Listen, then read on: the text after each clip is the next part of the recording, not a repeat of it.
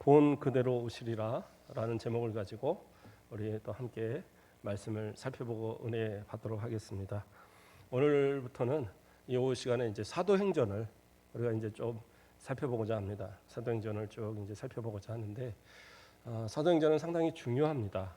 왜 중요하냐면 복음서와 더불어서 복음서는 예수 그리스도의 그 공생의 모든 기간들을 이렇게 기록에 담았지만 사도행전은 이제 예수님이 승천하신 이후에 그 이후로 이 사도들이 어떻게 교회를 세워가고 또 어떻게 하나님의 나라가 확장되어져 가는가에 대한 내용들을 쭉 이렇게 이야기하고 있어요. 그럼으로써 그런 어떤 역사적인 배경들을 이야기해 줌으로써 실제적으로 예수님의 말씀하신 그 말씀의 역사 또 하나님의 그 복음의 역사가 어떻게 이렇게 나아가는지를 우리가 바라보고 또 우리가 그 어떤 사도들의 행적을 통하여서 우리도 복음의 어떤 큰 도전을 받는 그런 중요한 역할을 하는 그러한 말씀이 됩니다.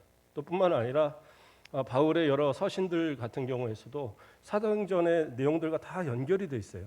그래서 이 바울의 서신들이 얼마나 역사적인 배경을 가지고 또 소아시아와 저 마게도냐와 저 그 아가야 지방에 있는 여러 교회들을 어떻게 바울이 또 복음을 전하면서 이 서신들을 오갔는가에 대한 내용들을 우리가 다 이해할 수 있는 그러한 부분이 됩니다. 그래서 바울의 1차, 2차, 3차 전도 여행까지의 모든 내용도 다 들어있고 예루살렘 교회의 태동에 대한 부분도 있고 그래서 사도행전은 상당히 중요한 교회사에서 없어서는 안 되는 그러한 부분이고 그래서 성경 안에서도 대단히 중요한 부분을 차지하고 있어요. 그래서 우리가 이 시간 이제 쭉 사도행전을 살펴보면서 또 큰 은혜 받는 그러한 시간 되길 바랍니다. 사도행전은 그 저자가 그 누가로 이렇게 알려져 있습니다. 그러나 사도행전 안에는 누가가 지었다는 말은 없어요. 그러나 그 수신자가 데오빌로라는 사람이고 마찬가지로 누가복음에서 데오빌로가 동일하게 수신자로 돼 있어요. 그래서 누가복음과 이 사도행전은 지은 사람이 동일합니다. 그래서 그 동일한 사람이 누구냐? 결국엔 누가가 되는 거죠. 그래서 누가가 이 사도행전을 지었다, 또 누가복음을 지었다에 대해서는 뭐 특별하게 이견이 없습니다. 그래서 누가가 이 그 복음서를 그리고 이 사도행전을 기록하게 되는데 그럼 누가는 누구인가? 누가는 그 의사죠. 골로새서 보면 의사로 나옵니다. 바울이 사랑받는 의사라고 표현을 하고 있고 그래서 그 의사인 이 누가는 항상 바울의 곁에서 바울을 도우면서 이렇게 복음의 사역의 동역자로 활동했던 사람이 누가입니다.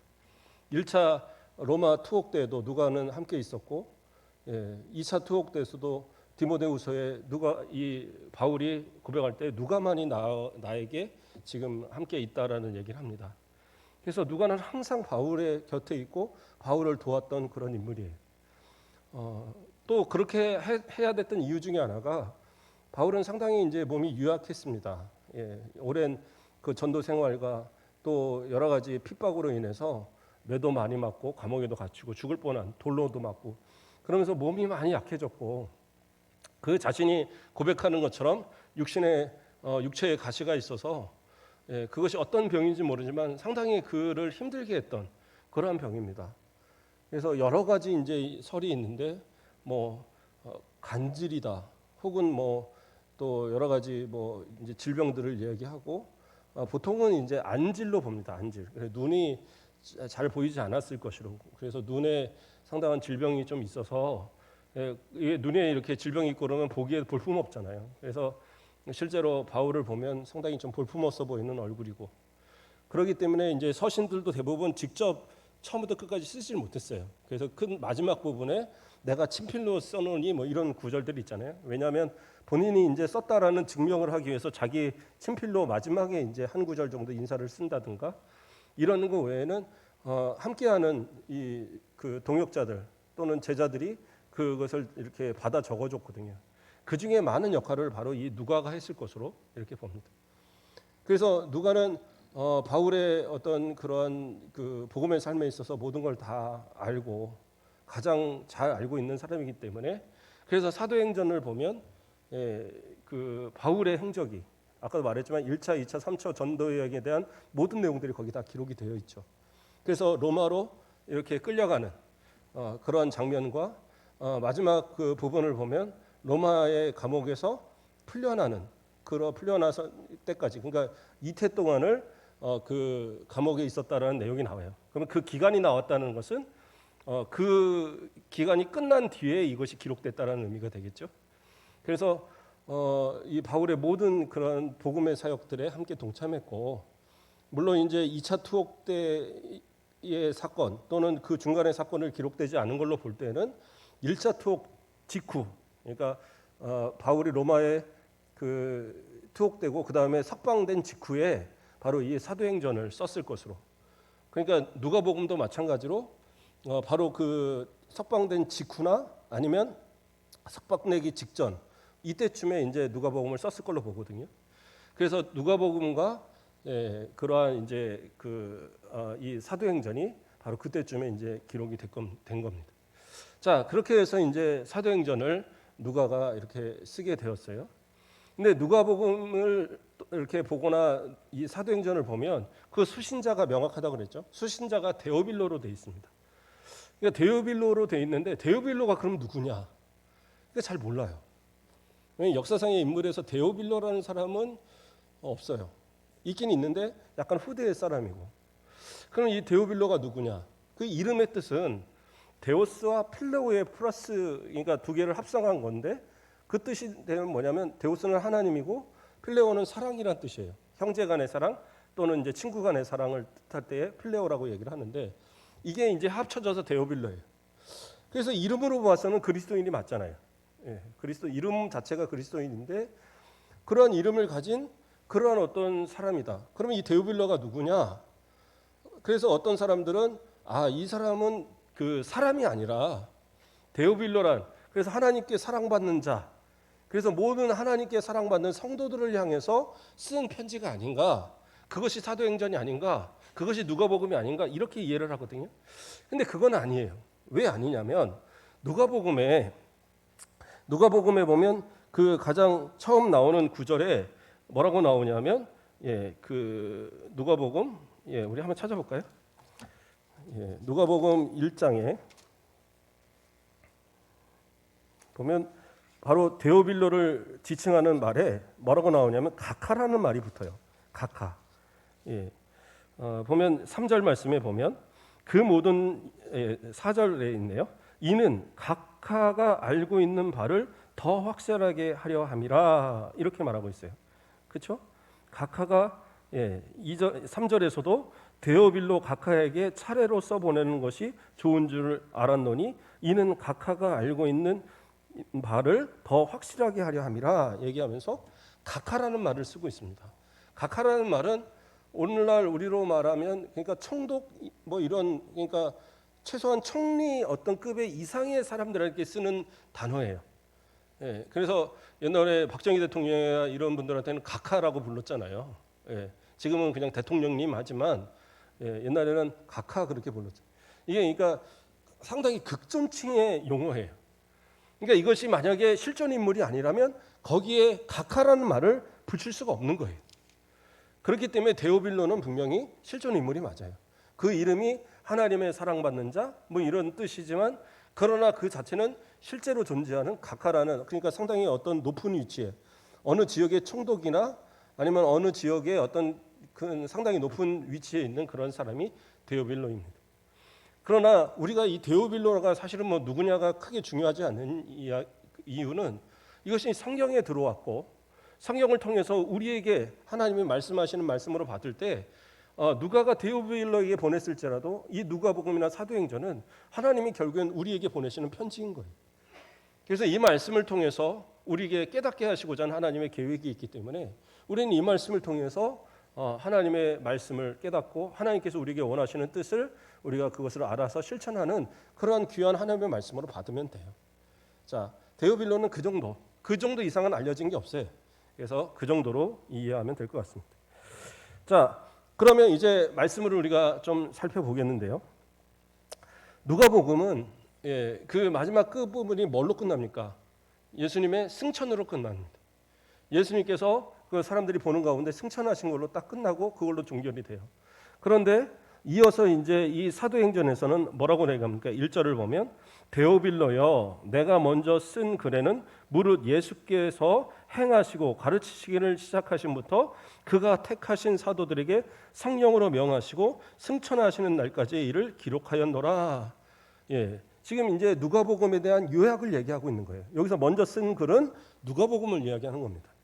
예, 그래서 누가복음에 대한 전체적인 요약을 해서 예수님의 그 행적과 그 다음에 사도들에 관한 이야기 그리고 이 2절 끝에 부분에서 승천하시는 날까지 일을 기록했다. 그렇게 이제 일이 끝났어요. 그리고 이 사도행전은 3절부터 볼 때에 또 뭐가 나옵니까? 이제 그 6절부터 나오는 얘기지만 승천의 이야기로부터 이제 내용이 이제 1장은 시작이 되고 있는 거예요. 자, 3절 말씀을 보면 그가 고난 받으신 후에 또한 그들에게 확실한 많은 증거로 친히 살아계심을 나타내사 40일 동안 그들에게 보이시며 하나님의 나라의 일을 말씀하시니라. 자, 여기서 이제 40일이란 단어가 나옵니다. 복음서에는 예수님께서 승천하실 때까지 며칠을 이 땅에 계셨는지가 나오지 않아요. 그런데 누가는 이제 이 그 복음서들에 다루지 않았던 그 부분을 여기서 추가로 하고 있어요. 그게 뭐냐? 예수님께서 40일 동안을 이 땅에 함께 계셨다라는 거예요. 그러면 우리가 보통 이제 오순절 성령의 강림까지 얼마 동안 기도를 했느냐라고 생각할 때 상당히 긴 날짜. 왜냐하면 예수님이 승천하신 때가 6월절이니까 6월절 다음 날이니까 그 다음에 예수님께서 말씀하신 성령이 오순절날 왔으면 50일 동안을 기도한 게 되잖아요. 그러나 이제 이 사도행전의 이 기록을 통해서 예수님께서 40일 동안을 함께 계시다가 승천하셨으니까 그러면 기다리라고 하신 그 성령이 오신 때는 오순절이니까 열흘 정도, 약 열흘 정도의 기간 동안 그 모여서 기도했구나. 이걸 이제 우리가 알 수 있는 거예요. 그래서 성경은 그러한 내용들을 우리가 다 연결을 해봐야지 이제 바른 그런 이제 이야기를 알 수 있는 겁니다. 자, 그래서 40일이라는 시간 동안을 예수님이 함께 하셨고 그 다음에 4절에서 뭐라고 합니까? 사도와 함께 모이사 그들에게 분부하여 이르시되 예루살렘을 떠나지 말고 내게서 들은 바 아버지께서 약속하신 것을 기다리라 이렇게 하고 있어요. 자, 아버지께서 약속하신 것을 기다려라. 그러면 이 약속하신 건 뭐예요? 이 약속하신 것이 바로 이어서 5절에 뭐라고 합니까? 요한은 물로 세례를 베풀었으나 너희가 몇 날이 못 되어 성령으로 세례를 받으리라 이렇게 말씀하시죠. 그러니까 성령의 세례를 하나님께서 약속하셨고 그 약속하신 것을 너희가 기다리라라고 얘기하고 있어요. 그러니까 이 기다리라고 하신 말씀을 의지해서 그들이 다락방에 모여서 열흘이란 동안을 기도하면서 그곳에서 기도하였던 거예요. 물론 성전에서도 오가면서 기도하고 그런 어떤 이제 모여서도 기도하고 그런 이제 기도의 시간을 열흘 동안 가졌던 겁니다.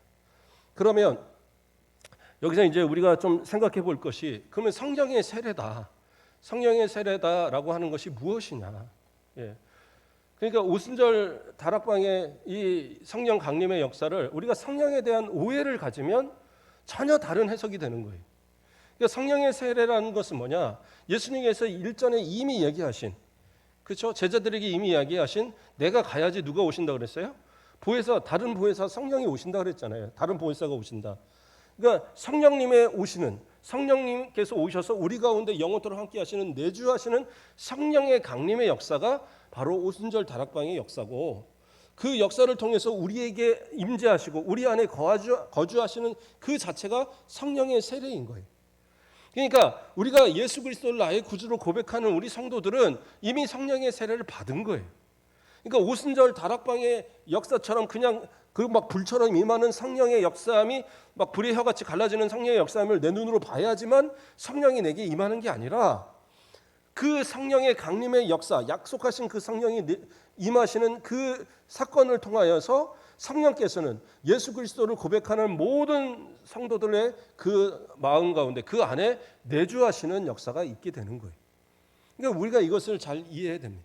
그래서 성령의 세례를 잘못해서 오해하면 마치 그 꼭 내가 뭐 성령의 세례를 받기 위해서 내 눈으로 막 그 불 같은 것이 막 보여야 되는 것처럼. 예. 그래서 예전에 막 그 부흥회 같은 데나 또 이제 뭐 기도원 같은 데 가면 꼭 불을 봐야 된다고. 그래서 뭐 가슴이 뜨거워져야 되고 뭐 보면 뭐 창에서 뭐 불이 보여야 되고 어떤 경우도는 저는 실제로 들었는데 무슨 손가락에서 뭐 불이 나가는 게 뭐 보여야 된다고. 말도 안 되는 얘기입니다. 성령 그렇게 임하시는 게 아니에요. 물론 그런 현상적으로 보여지는 것도 없다고 말하는 건 아니에요. 그러나 오순절 다락방의 역사는 반복되지 않아요. 예. 오순절파라고 말하는 분들은 반복된다고 봐요. 왜냐하면 그들이 말하는 성령의 세례는 내주하시는 성령으로 보지를 않고 그냥 계속 임하는 어떤 능력적인 개념으로 자꾸 이해를 하다 보니까 성령이 왔다 갔다 하는 것으로 이해가 돼요. 그러면 안 돼요. 왜? 우리가 예수 그리스도를 나의 구주로 고백하는 그 순간 성령께서 내 안에 계시는데, 물론 내 안에 계신 성령께서 증거케 하시니까 내가 입술로 고백을 할 수 있는 건데, 내가 예수를 고백하는 것이 성령이 만약에 내 안에서 떠나가셨다, 그러면 그것은 내가 유지할 능력이 내게 없어요. 그래서 내가 유지할 수 없다고 하면 나는 처음에 믿었어요. 내가 어려서는 믿었는데 나이가 드니까 좀 믿음이 약해졌어요. 그래서 내가 교회도 가끔 좀 빼먹기도 하고 기도하던 것도 안 하고 막 그래요. 나는 이렇게 믿음이 약해서 지옥 가는 거 아니야? 그런데 만약에 성령께서 그런 식으로 들어왔다 나갔다를 반복한다면 성령이 마침 나갔을 때 내가 죽으면 지옥 가야 되잖아요. 그거는 말이 안 되는 거예요. 구약에서는 보혜사 성령, 우리의 약속하신 성령이 오시기 전에는 뭐 이렇게 사울 왕에 임했던 성령이 나가고 악신이 들어가고 이런 이제 현상이 분명히 일어나요. 이런 부분도 분명히 있던 건 사실이지만, 그러나 예수 그리스도의 구원에 대한 적용을 이루시는 성령께서 임재하시고 성령의 세례가 우리 가운데 주어진 이후로부터는 내 안에 거주하시는 성령께서는 결국 떠나지 않아요. 단 제가 여러 번 얘기하지만 믿음하고 정신력으로 내가 믿는다고 착각하는 것을 헷갈려서는 안 돼요. 진짜 믿음을 가지셔야 돼요. 진짜 믿음이 내게 고백되어졌다. 그러면 잠시 흔들리거나 넘어지거나 그랬다고 해서 그 사람이 지옥 가는 일은 없어요. 오전에 이야기한 것처럼 하나님께서 택하시고 넌 의롭다라고 인정하신 그 사람은 어떠한 방법으로 넘어질지라도 다시 일으켜서 하나님이 이끌어내시고 결국엔 의롭다고 인정하시는 거지, 내가 내 노력 갖고 내 수고 갖고 내가 무슨 천국 가고 이런 거 아니기 때문에. 그래서 성령의 내주하시면 대단히 중요한 겁니다. 그래서 예수님의 약속하신 성령의 이 내주를 이제 이야기하시면서 이 성령이 임하실 때까지 어떻게 해요? 예루살렘을 떠나지 말고 기다리라. 이 약속하신 것을 기다리라고 그렇게 이야기했어요. 자, 이어서 이제 6절에서 뭐라고 합니까? 그들이 모였을 때에 예수께 여쭈어 이르되 주께서 이스라엘 나라를 회복하심이 이때니까, 이렇게 말합니다. 이게 이제 제자들의 생각이었어요.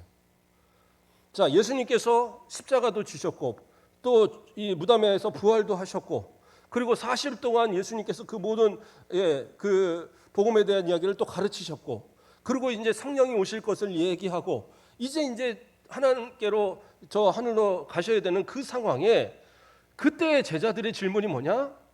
예수님께서 말씀하시는 그때가 바로 이때입니까? 뭐라고 해요? 이스라엘 나라를 회복해 하심이 이때입니까? 이렇게 이야기하고 있어요. 그러니까 이스라엘 나라의 회복이라는 건 뭐예요? 정치적인 이스라엘, 이 정말 로마의 핍박 가운데 그 식민지로 전락한 이 이스라엘을 다시 재건해서 부강한 나라로 만들 그 때가 지금입니까? 라는 질문을 던지고 있는 거예요. 깨닫지를 못하고 있다라는 거예요. 예수님이 이제 가시고 나면 이제 예수님 곁에 계시지도 않는데 아직까지도 정치적인 메시아, 정치적인 하나님의 나라를 외치고 있는 이 제자들, 예수님이 얼마나 답답하셨겠어요. 그러니까 이어서 하시는 얘기가 뭐예요? 이르시되 때와 시기는 아버지께서 자기의 권한에 두셨으니 너희가 알 바 아니요. 너희가 알 거 없어. 너희가 그거 알아서 뭐해? 지금 그 얘기하시는 거예요. 때와 기한은 나도 모르고 아버지만 아시는 거야. 아버지께서 정하신 때에 그때에 이루어진다라는 거예요.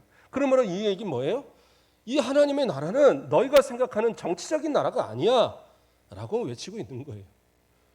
이 나라는 뭡니까? 예수 그리스도를 통한 교회의 태동을 얘기하는 거예요. 하나님의 나라의 확장을 이야기하는 거고, 이 땅에서의 어떤 정복하고 다스리는 이 땅에서의 정치적인 힘이 아니라 하나님 더 강력한 하나님의 자녀로서 하나님의 나라의 권세로서 살아가는 것을 의미하고 있는 거예요. 더 나아가서는 예수 그리스도의 재림의 때 완성되어질 하나님의 나라, 그것을 의미하고 있는데 이것을 제자들은 끝까지 이해를 못하는 거예요. 그러니까 예수님께서는 이 때와 시는 너희가 알 바가 아니다. 그러면서 뭐라고 얘기합니까? 다시 한번 이야기합니다. 8절 말씀을 보면 오직 성령이 너희에게 임하시면 너희가 권능을 받고 예루살렘과 온 유대와 사마리아와 땅 끝까지 이르러 내 증인이 되리라 말씀하셨어요. 그러니까 성령이 약속하신 것, 곧 성령의 세례, 그 성령의 임재하시면 성령의 권능을 통해서 어떤 역사가 일어나느냐? 예루살렘과 온 유대와 사마리아와 땅 끝까지 내 복음이 전해지는, 너희로부터 정해지는, 너희가 증인이 되는 역사가 일어날 거라는 거예요. 그게 하나님의 나라의 확장의 모습을 이야기하고 있는 겁니다. 그러한 어떤 사명을 이야기하고 있어요. 그러므로 성령의 세례를 받은 우리들은 뭐예요? 예루살렘과 온 유대와 사마리아와 땅 끝까지 복음을 전해야 될 사명을 다 가진 사람들입니다. 그러니까 이 사실을 우리가 놓쳐서는 안 돼요. 내가 구원받은 사람이다? 그럼 어떻게 해요? 나는 복음을 전할 수 있는 사람이어야 돼요. 저는 입술이 둔해서 저는 복음을 못 전하겠는데요. 저는 얼굴이 화끈거려서 어디 가서 예수 이런 말을 못 해요. 예수님 뭐라고 그러셔요? 너희가 사람들 앞에 나를 부인하면 나도 너를 부인하겠다고 얘기하셨잖아요. 뭐 크게 가서 막 뭐 큰 소리 외쳐서 예수 천당 그러라는 거 아니에요. 증인이 되라는 거예요. 내가 예수님을 믿고 예수님은 살아계시고 예수님을 구원받고 이 사실을 우리를 통하여서 드러나줘야 돼요. 그렇지 않습니까? 그것이 바로 성령 받은 사람들의 모습이에요. 그러면 저는 아직 성령 못 받았나 본데요. 성령 못 받았다는 얘기는 뭐냐? 나는 예수님 못 믿는다는 얘기예요. 그러니까 오해하시면 안 돼요. 오순절 받으는 얘기하죠. 성령 언제 받았냐고. 잘 모르겠는데. 그럼 너 성령 아직 안 받은 거야. 그러니까 성령 받아야 돼. 성령 받으면 뭐 해야 되는데? 방언해야 돼. 그래서 방언했다고 축자 사자 방언만 달라고 막 애를 씁니다. 그런 거 아니에요. 방언은 그냥 하나의 은사일 뿐이고 은사는 여러 가지 은사가 있습니다. 그 은사 중에 하나지 무슨 단계적으로 방언받고 예언받고 그 다음에 병고침 받고 뭐 귀신 쫓고 이런 거 아니에요. 하나님께서 필요에 따라 때에 따라 그 사람에게 필요한 하나님의 권능, 성령의 권능을 주시는 거예요. 그래서 때로는 예수의 이름으로 명하노니 일어나 걸어라 하면 성전의 미문에 있던 그 안전뱅이가 일어나는 역사도 일어나고, 그렇죠? 그래서 다 성령이 주시는 능력을 갖고 행하는 거예요. 죽은 자도 일어나는 역사도 일어나고, 옥문이 열리는 역사도 일어나고, 그렇죠? 귀신 들린 자가 귀신이 떠나가는 역사도 일어나고, 다 예수 그리스도의 이름으로 명하고 그런 가운데는 다 능력이 나타나요. 그 능력은 누구의 능력이냐? 성령의 능력이에요. 성령이 내 안에 내주하실 때에 그 성령을 의지해서 외치면 물러가는 거예요. 그러니까 병 걸린 분들을 위해서 기도할 때도 담대하게 기도하세요. 예수님의 이름으로 기도합니다. 병이 나을 줄 믿습니다. 하고 기도하는 거예요. 물론 그렇다고 그래서 그 병이 안 나오면 뭐 내 능력이 없고 그건 아니에요.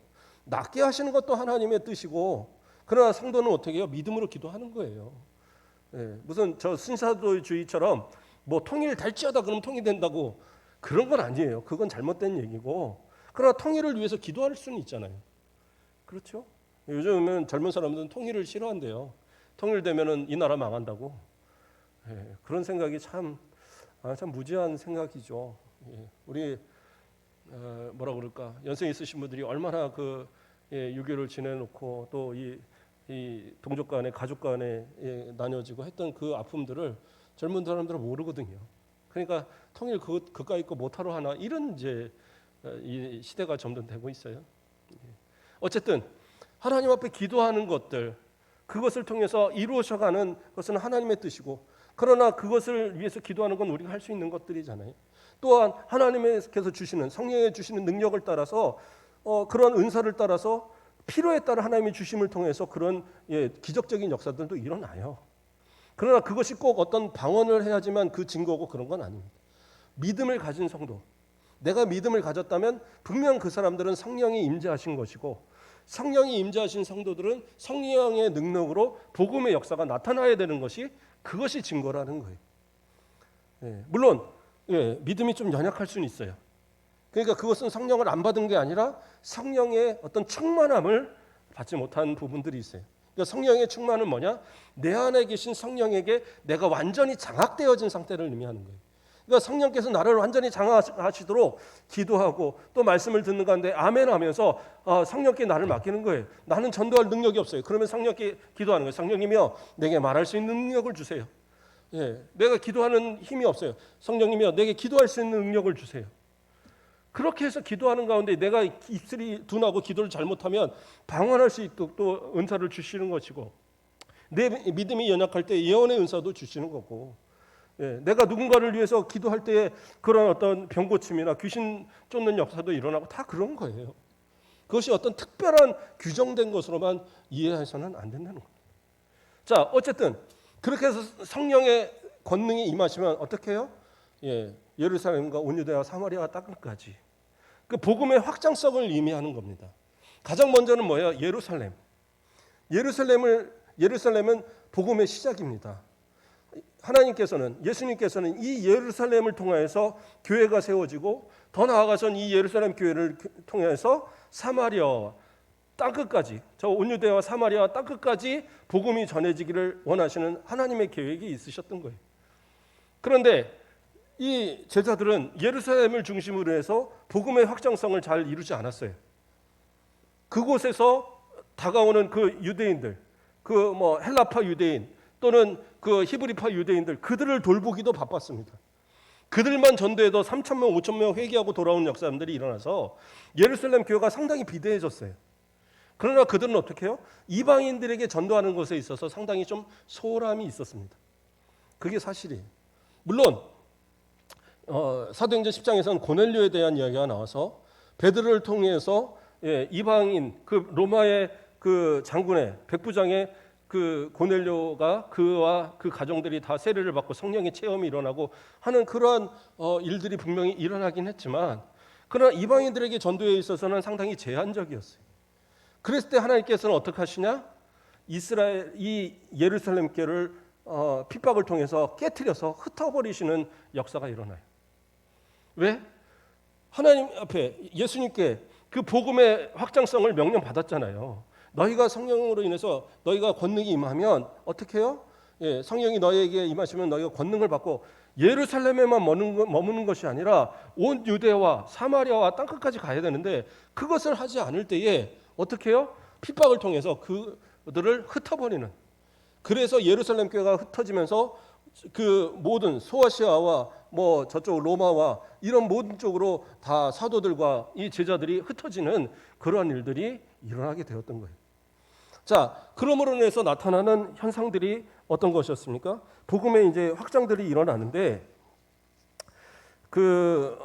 사도행전 8장 4절에서 5절 말씀을 보면 그 흩어진 사람들이 두루 다니며 복음의 말씀을 전할새 빌립이 사마리아 성에 내려가 그리스도를 백성에게 전파하니, 이런 말씀이 나와요. 그래서 초대교회 7제사 중에 하나인 이 빌립이 복음을 전하는데, 복음을 전하는 계기가 뭐예요? 흩어져서 두루 다녔다라는 거예요. 흩어졌다라는 의미가 뭡니까? 핍박을 받아서 이 예루살렘 교회가 흩어져 버렸다는 얘기예요. 그런데 그 흩어진 것으로 인해서 이들이 약해졌느냐? 아니요. 성령의 권능을 받은 그들이다 보니까 그들이 흩어진 곳에 가서 또 복음을 전하는 거예요. 빌립은 그래서 그동안 유대인들이 완전히 무슨 개하고 똑같이 취급했던 저 사마리아까지 가면서 그곳에서도 하나님의 복음을 전했다는 거예요. 그러면 예수 그리스도의 그 구원의 복음을 전했는데 그것이 곧 뭐예요? 예수님께서 말씀하신 대로 그 예루살렘을 중심으로 해서 또 온 유대와 사마리아까지, 더 나아가서는 땅끝까지 복음의 역사함이 일어나게 되는 거예요. 그래서 더 나아가서는 이 당시에 이스라엘 사람들뿐만 아니라 이제 그 소아시아라든가 이 당시에 이 지역에 있는 사람들의 개념에서 땅끝은 저 사바나 또는 저쪽 인도 이런 쪽까지의 개념이었어요.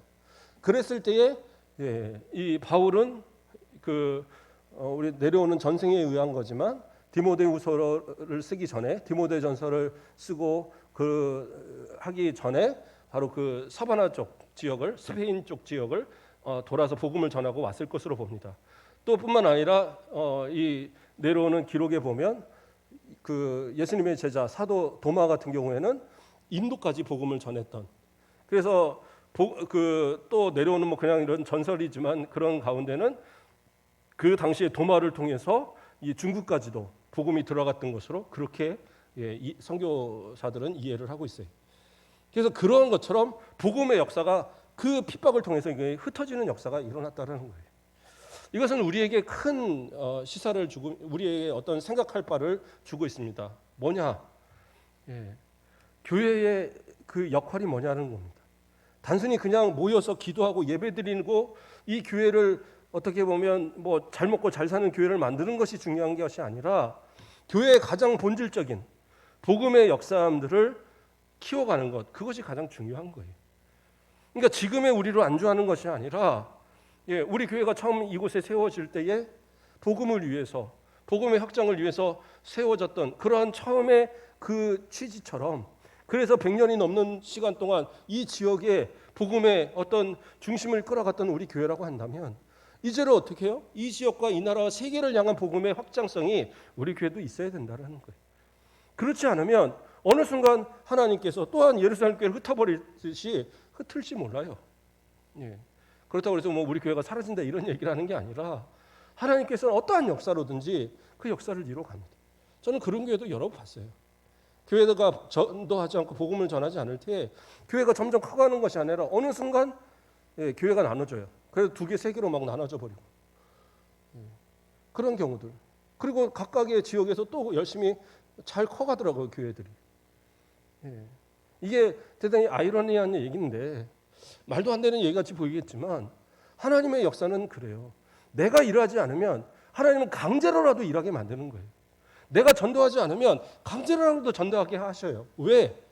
이것이 예수님의 명령이고 이것이 예수님이 마지막 맡기신 사명이니까. 성령이 내게 거하시는 자들에게 이것은 당연한 명령이고 당연히 이루어야 될 그러한 사명이니까.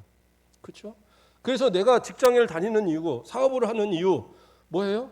전도하기 위해서 하는 거예요. 내가 왜 가정에 먼저 예수를 믿어요? 내 가정을 믿음으로 끌기 위한 겁니다.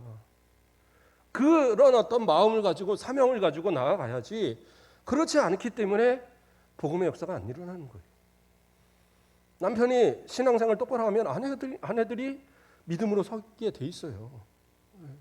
그러면 아내의 믿음을 위해서 남편은 어떻게 해요? 그리스도인다운 그 증인으로서의 모습을 아내에게 보여야 되는 거예요. 아내도 남편에게 보여야 되고 자녀에게 그리스도인다운 모습을 보여야 되고 또 그 가정을 통해서 더 나아가서 이웃들에게, 더 나아가서 이 지역을, 이 나라를 점점 확장되어지는 복음의 역사가 나를 통해서도 분명히 이루어져 가야 된다는 거예요. 그것이 바로 강력하게 이야기하고 있는 사도행전의 바로 이 시작의 모습이 되고 있는 겁니다. 또 말씀을 보겠습니다. 9절 말씀부터 11절까지는 예수님이 이제 승천에 대한 이야기를 다시 언급하고 있습니다.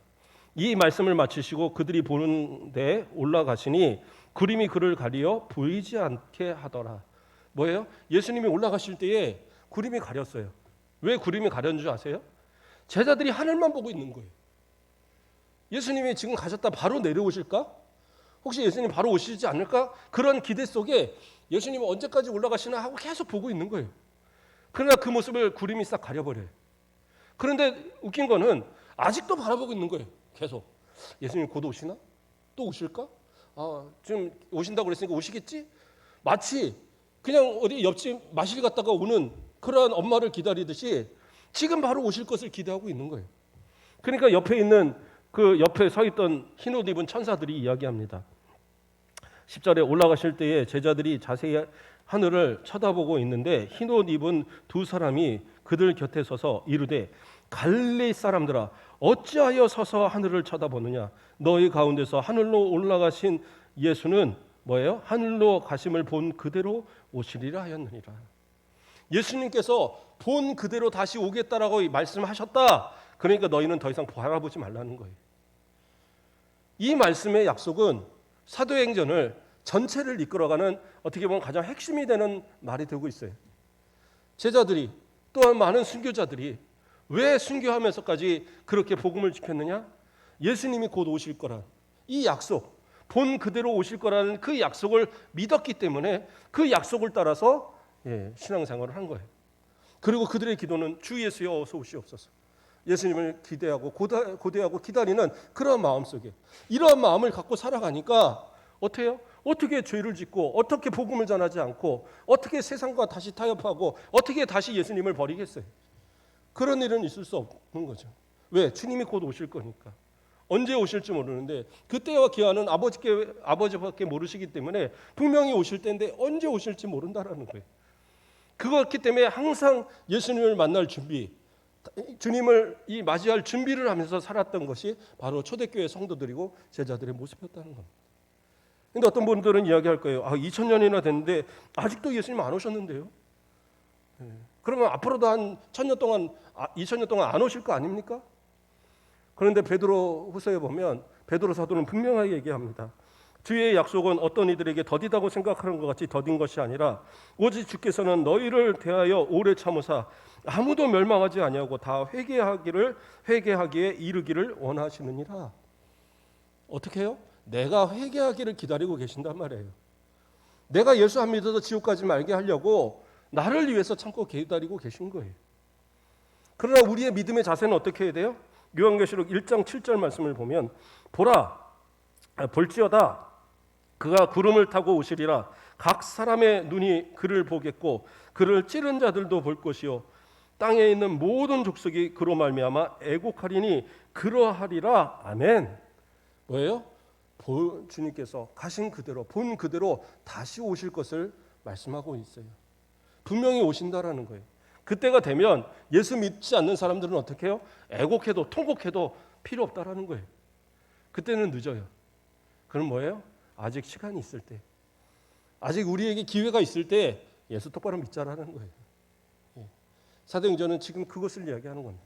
이제 사도들의 어떤 이제 이후로는 예루살렘 교회의 태동, 그리고 또 바울의 회심, 그리고 바울을 통한 복음의 역사들이 쭉 연결이 되는데 전체적인 이야기는 뭐예요? 결국엔 예수 그리스도의 오심을 예비하고 기다리는 사도들과 제자들의 삶의 모습을 담고 있는 겁니다. 저와 여러분도 마찬가지입니다.